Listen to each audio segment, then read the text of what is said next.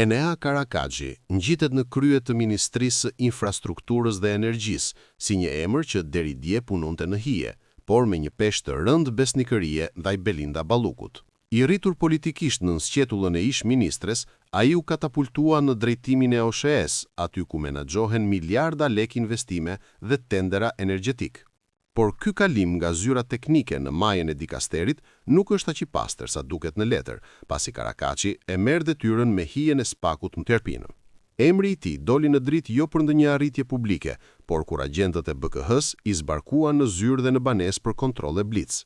Ati ju sekuestruan celularin e kompjuteri si pjesë e një hetimi që përfshin akuza të rënda si shpërdorimi i detyrës, korrupsioni dhe shkelja e barazisë në tendera.